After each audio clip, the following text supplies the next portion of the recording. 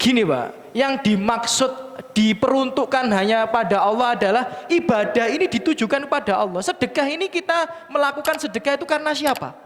Karena Allah. Karena Allah yang mengatakan di dalam Al-Quran, Allah mengatakan di dalam As-Sunnah bahwa barang siapa yang bersedekah itu termasuk orang-orang soleh. Ya apa tidak? Termasuk orang-orang yang bertakwa. Di surat Ali Imran misalnya, ya uiddat sil muttaqin alladzina yunfikuna fis sarra iwad dharra. Nah, jadi orang-orang yang bertakwa itu orang yang gemar sedekah, ciri-cirinya. Nah, jadi kita itu melakukan sedekah kenapa? Karena Allah yang mengatakan Al-Quran, kalau pengen jadi orang yang bertakwa, maka ciri-ciri salah satunya adalah bersedekah. Jadi kalau kita bersedekah, ya karena perintah Al-Quran, karena perintah hadis, itu berarti kita lakukan untuk Allah. Nah, urusan pahalanya kepada siapa itu tidak mengubah niat kita kepada ibadah kita yang kita peruntukkan kepada Allah, tidak mengubah itu sama sekali. Ya, tidak mengubah itu. Apakah boleh? Boleh. Kalau sedekah semua ulama sepakat boleh. Ya, enggak ada khilaf satupun. Kalau ada mayit meninggal dunia, kita sedekahkan atas nama mayit, tidak ada satupun khilaf. Ya, jadi itu amal ibadah yang paling baik untuk mayit itu.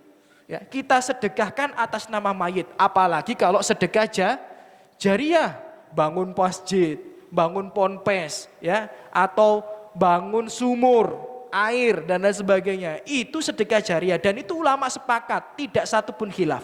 Tapi selain sedekah jariah atau sedekah, ulama beda pendapat. Contoh baca Al-Quran, contoh sholat, contoh puasa, kalau bukan puasa yang hutangnya mayit dan lain sebagainya, itu ulama berbeda pendapat. Jadi memang apakah itu mempengaruhi tauhid?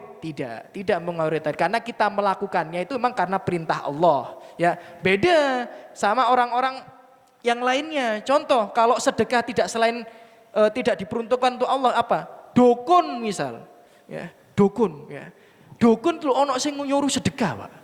Ya, tuh, sampean gak tahu ketemu dukun soalnya sampean ya.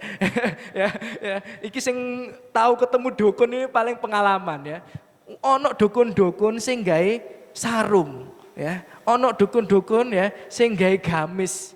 Nah, itu yang nyuruh sedekah, Pak. Ya, sedekah sebagian untuk jin, sedekah sebagian untuk orang miskin, untuk menyelesaikan masalahnya. Nah, ini namanya bukan karena Allah. Nah, itu kesyirikan. Nah, ya, itu kesyirikan ya. Jadi sedekah itu ibadah, yang syirik itu seperti apa? Itu tadi perintah dukun. Loh, kok tahu, Ustaz? Ya, pengalaman pribadi saya. Pengalaman pribadi ya. Mohon maaf ya. Ya mungkin karena keluarga saya dulu itu kan tidak paham, tidak bisa membedakan mana kiai, mana dukun. Dukunnya dipikir kiai, ngono loh, Pak, Bu ya. Tapi alhamdulillah sekarang sudah tahu. Kalau dulu ya memang ya, kalau ayah saya, orang tua saya dulu itu datangnya ke kiai. Ya, tapi ternyata kiainya itu dukun, ya.